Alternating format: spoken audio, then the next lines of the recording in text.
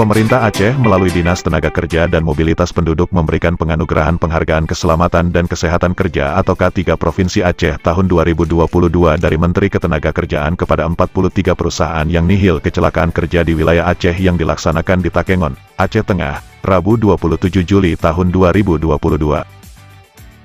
PJ Gubernur Aceh dalam sambutannya yang diwakili oleh staf ahli Gubernur Aceh Bidang Keistimewaan, Sumber Daya Manusia dan Hubungan Kerjasama, Iskandar Syukri, menyampaikan kegiatan hari ini adalah bagian dari upaya pemerintah Aceh, khususnya Dinas Tenaga Kerja dan Mobilitas Penduduk, untuk terus mengampanyekan K3, yakni dengan memberikan apresiasi kepada pihak-pihak yang telah berhasil menerapkan K3, termasuk kepada perusahaan yang telah berhasil mencapai nihil kecelakaan kerja. Dia juga menambahkan, upaya tersebut dalam beberapa tahun ini telah memperlihatkan hasil. Jumlah perusahaan yang mempertahankan nihil kecelakaan setiap tahun meningkat. Pada tahun 2021, sebanyak 35 perusahaan di Aceh mendapatkan penghargaan kecelakaan nihil.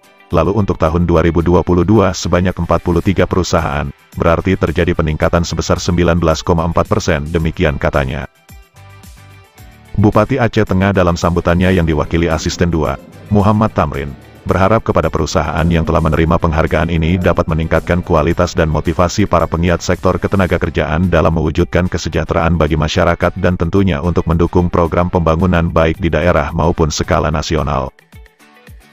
Dalam laporannya Kabid Pengawasan Ketenagakerjaan Disnaker Mobduk Aceh, Erwin Ferdinand, menyampaikan adapun maksud dan tujuan anugerah Penghargaan Keselamatan dan Kesehatan Kerja atau K3 Provinsi Aceh tahun 2022 adalah meningkatkan efektivitas perlindungan keselamatan dan kesehatan kerja atau K3 secara terencana, terukur, terstruktur dan terintegrasi, memotivasi pimpinan perusahaan mempertahankan kinerja keselamatan dan kesehatan kerja, karena K3 merupakan investasi dan untuk menjaga keberlangsungan usaha serta mencapai produktivitas perusahaan.